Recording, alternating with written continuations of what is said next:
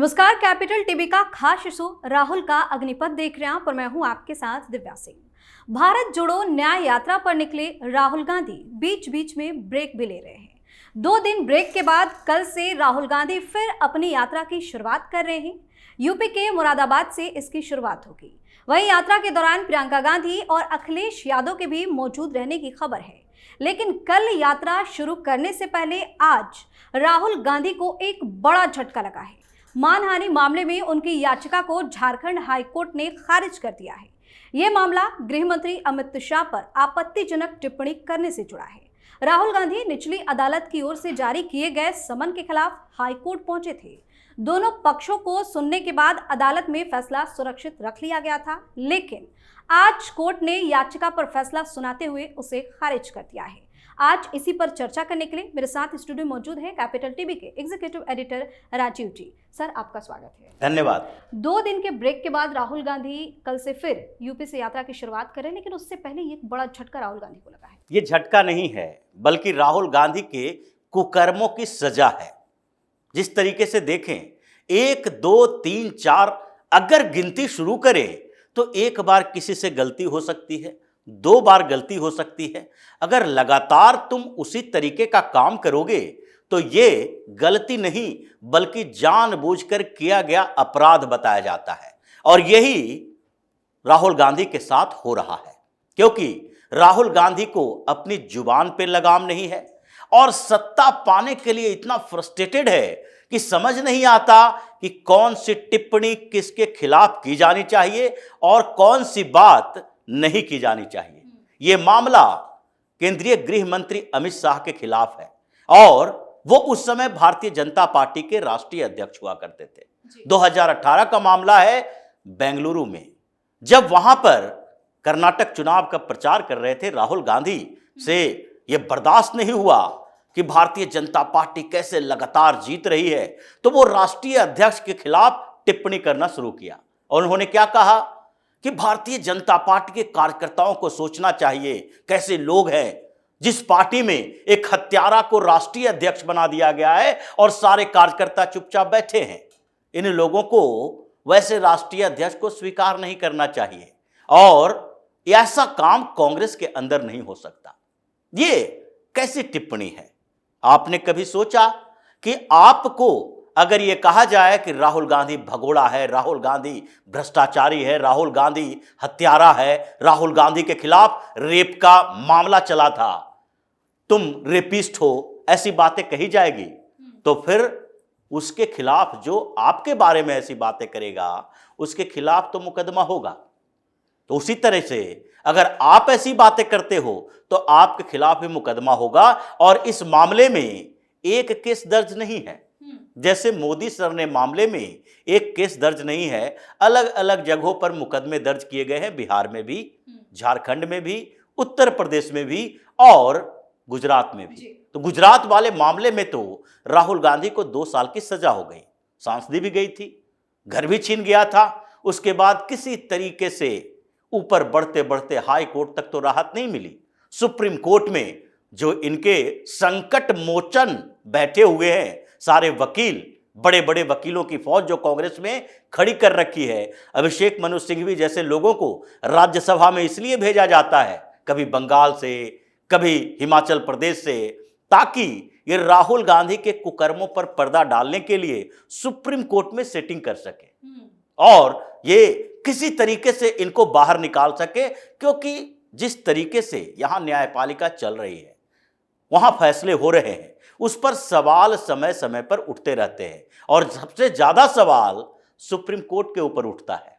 इसलिए कॉलेजियम व्यवस्था को खत्म करने की मांग भी चल रही है कि अगर कॉलेजियम व्यवस्था चलती रही तो ऐसे ही खानदानी जज बनते रहेंगे, ऐसे ही फैसले आते रहेंगे और न्याय कानून के आधार पर नहीं बल्कि इनकी विचारधारा के आधार पर चलती रहेगी। यह न्यायपालिका की स्थिति है। लेकिन झारखंड हाई कोर्ट में क्या हुआ? इन लोगों ने याचिका दायर की थी। क्यों? क्योंकि निचली अदालत से राहुल गांधी को समन भेजा गया। नवीन झा जो भारतीय जनता पार्टी के कार्यकर्ता हैं, उनको दुख लगा और उन्होंने निचली अदालत में एक मानहानि का मुकदमा दायर किया कि इससे भारतीय जनता पार्टी के सारे कार्यकर्ताओं को दुखी किया गया है, उनकी प्रतिष्ठा को हानि पहुंचाई गई है, उसे हत्यारा बताया गया है, उसे मूर्ख बताया गया है, उसे समझदारी की बात नहीं करने के लिए उसके ऊपर आरोप लगाया गया है। अभी इस मामले में समन जारी किया गया राहुल गांधी के खिलाफ। ऐसा ही एक मामला सुल्तानपुर के एमपी एमएलए कोर्ट में भी है, इसी मामले पर है। ऐसा नहीं है दूसरा मामला है, ये कर्नाटक वाले मामले पर भी है, जहां पर इन्होंने अमित शाह को हत्यारा कहा था और भारतीय जनता पार्टी के कार्यकर्ताओं को बेवकूफ। ये जो टिप्पणी आपने की थी, उसी मामले में एमपी एमएलए कोर्ट ने इनको समन जारी किया था। एक दो बार समन पर ये गए नहीं। उसके बाद कोर्ट से जब गिरफ्तारी वारंट आने की बारी आई तो ये जाकर सरेंडर किए, क्योंकि पहले तो ये बार बार कह रहे थे हम बिजी हैं, पॉलिटिकल एक्टिविटी में बिजी हैं। लेकिन संजोग ऐसा था कि जैसे ही उसका समय निर्धारित किया गया, उसी तारीख को ये उत्तर प्रदेश में ही यात्रा कर रहे थे। अब ऐसे में नहीं जाएंगे तो उसके बाद आपके खिलाफ वारंट जारी किया जाएगा, हिरासत में लिया जाएगा। और राहुल गांधी ने सरेंडर किया। 45 मिनट तक राहुल गांधी को हिरासत में रखा गया, वो कोर्ट परिसर के अंदर था।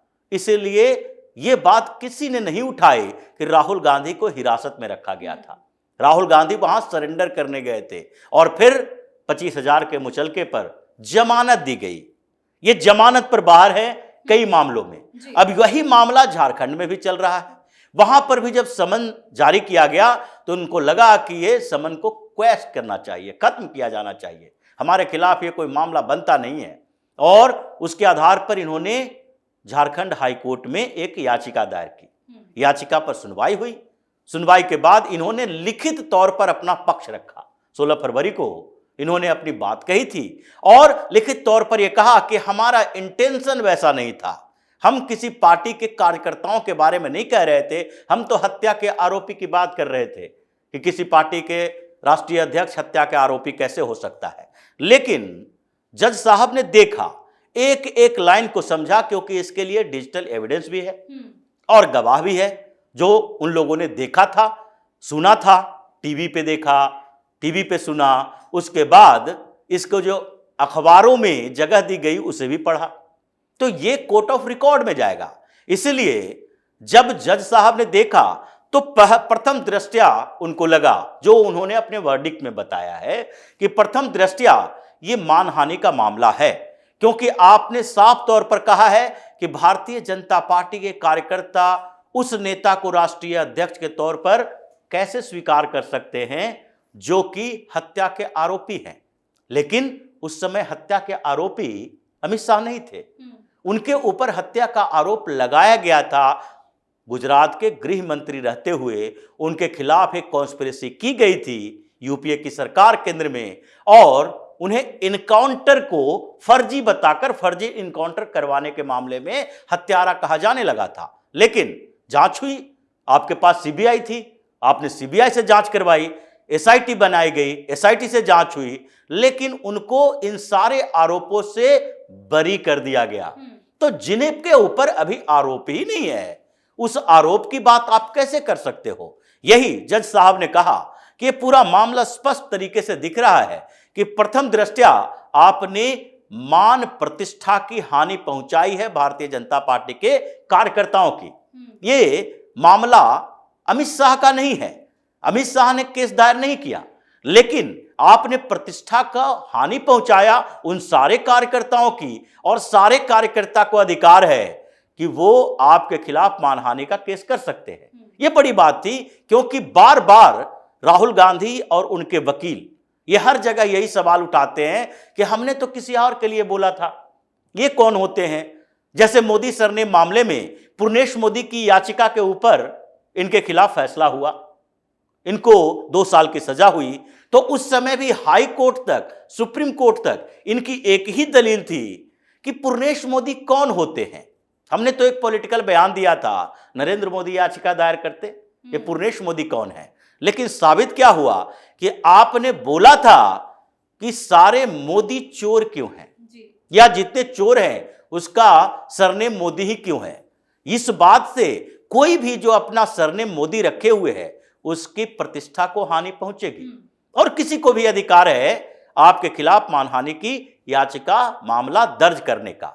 तो फिर जब यह मामला चल रहा है तो इसमें भी यही हुआ कि भारतीय जनता पार्टी के कार्यकर्ताओं की बात है। जैसे विजय मिश्रा ने उत्तर प्रदेश में दायर किया, झारखंड में एक निचली अदालत में नवीन झा ने दायर किया, चाईबासा में एक और मामला दायर है, वो मामला भी अमित शाह से जुड़ा है, लेकिन उसमें दिल्ली के अधिवेशन में वही बात राहुल गांधी ने दोहराई थी।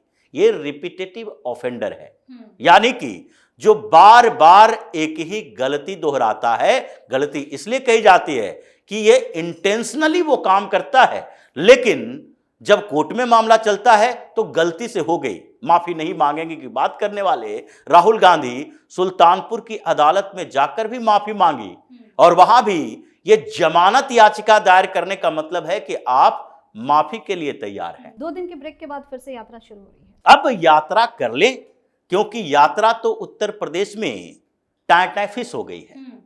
एक तरफ अदालती कार्रवाई में जुटे रहे, दूसरी तरफ उत्तर प्रदेश के अंदर हर जगह पर राहुल गांधी की यात्रा का विरोध हुआ। काशी गए तो वहां पर वहां के युवाओं को नशेड़ी बता दिया। आज प्रधानमंत्री नरेंद्र मोदी क्या कह रहे हैं? ये यज्ञ वेदी है, काशी नगरी है, यहां नशेड़ियों की जगह नहीं है, बल्कि यहां तो यज्ञ में तप के लोग निकलते हैं खरा सोना बन के। आज उन्हीं का जवाब, विपक्षी पार्टी के नेताओं का जवाब, ये राहुल गांधी जो बार बार जाति जाति की बात कर रहे हैं, जो एक पत्रकार की भी जाति पूछने लगते हैं, उनके मालिक की जाति पूछने लगते हैं, उसी जात पात की राजनीति, देश तोड़ने की साजिश का जवाब पीएम मोदी ने दिया। अब राहुल गांधी रायबरेली जैसी जगह पर जाते हैं जहां से उनकी मां सोनिया गांधी सांसद है, लेकिन वहां भी राहुल गांधी के खिलाफ नारेबाजी होती है, राहुल गो बैक, यहां तुम्हारे लिए जगह नहीं है। अमेठी में जाओगे और कहोगे फिर से चुनाव लड़ेंगे। कितनी बार अमेठी गए चुनाव हारने के बाद? पहली बार अमेठी गए हो चुनाव हारने के बाद, वहां की जनता क्या स्वागत करेगी फूलमाला लेके? तुम्हारे जो कार्यकर्ता हैं, जिसको तुम दिल्ली से पैसे भेजते हो, वो नेता अपने इर्द गिर्द कुछ चमचे बहाल कर लेते हैं उसी पैसे से। उस पैसे से जीने वाले लोग तुम्हारी सहायता कर सकते हैं, तुम्हारे साथ चल सकते हैं, लेकिन सामान्य लोग तुमसे जुड़ नहीं सकते। इसलिए बार बार ब्रेक लिया गया। पहले 11 दिन की यात्रा, फिर 3 दिन कट करके बोर्ड का एग्जाम है 8 दिन की यात्रा, फिर उसके बाद 8 दिन में भी रूट बदले गए। जयंत चौधरी के साथ जब इनका खटपट हो गया, जयंत चौधरी भारतीय जनता पार्टी के साथ चले गए, तो उसके बाद क्या हुआ? हाथरस से लेकर कैराना, मुजफ्फरनगर, इन सारे जगहों को आउट कर दिया गया यात्रा के रूट से, ताकि वहां जाके हमें और बेइज्जती का सामना न करना पड़े। फिर बीच में प्रियंका गांधी वाड्रा जो आएंगी, प्रियंका वाड्रा आने की बात करते करते हॉस्पिटलाइज हो गई जानबूझकर।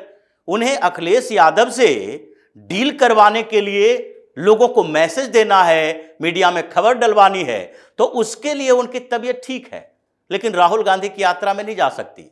इसका मतलब है कि वो चाहती नहीं है राहुल गांधी के साथ यात्रा में शामिल होने के लिए, क्योंकि वो अपनी टीम के लिए काम कर रही है। दूसरी बात, अब जब अंतिम दिन 24 तारीख को एक दिन की और यात्रा करेंगे, क्योंकि 2 दिन रोक दिया था इसलिए कि उत्तर प्रदेश में इनको जो बार बार बेइज्जत हुआ और बेइज्जती की गई, उसके बाद ये फिर से एक ब्रेक ले लिए। 24 तारीख को एक दिन की यात्रा करेगा। 24 तारीख को आगरा जैसे जगहों पर घुसते हुए वो चले जाएंगे कहां? राजस्थान में। और एक दिन के बाद 26 तारीख को विदेश भागना है। तो ये यात्रा बहाना है, और इस यात्रा से जिस तरीके से राहुल गांधी को बार बार बेइज्जत होना पड़ा है, तो ये एक दिखाने की कोशिश है कि हम जो पहले से युवराज कहे जाते थे उस छवि में बदलाव हुआ है। लेकिन उत्तर प्रदेश में जितने गठबंधन कर ले, अखिलेश यादव को अपने साथ ले आए, प्रियंका वाड्रा भी एक आध दिन के लिए उपस्थित हो जाएं, कुछ होने वाला नहीं है। उत्तर प्रदेश में 78 सीटें भारतीय जनता पार्टी को मिलेगी। 2 सीटों में ये सारी पार्टियां लड़ ले, जितना लड़ना है उससे कोई फर्क पड़ने वाला नहीं है। जी, बहुत बहुत धन्यवाद सर तमाम जानकारी। धन्यवाद। तो एक तरफ राहुल गांधी अपनी यात्रा को लेकर अलग अलग राज्यों में जा रहे हैं, वहां की जनता को न्याय दिलाने की बात कह रहे हैं। दूसरी तरफ राहुल गांधी की पार्टी में टूट की खबर भी लगातार सामने आ ही रही है। लेकिन अब राहुल गांधी को भी झारखंड हाईकोर्ट से बड़ा झटका लग गया है। ऐसे में राहुल गांधी की मुश्किलें हर तरफ से बढ़ती जा रही हैं। आप अपनी राय हमें कमेंट करके जरूर बताएं और देखते रहिए कैपिटल टीवी। नमस्कार।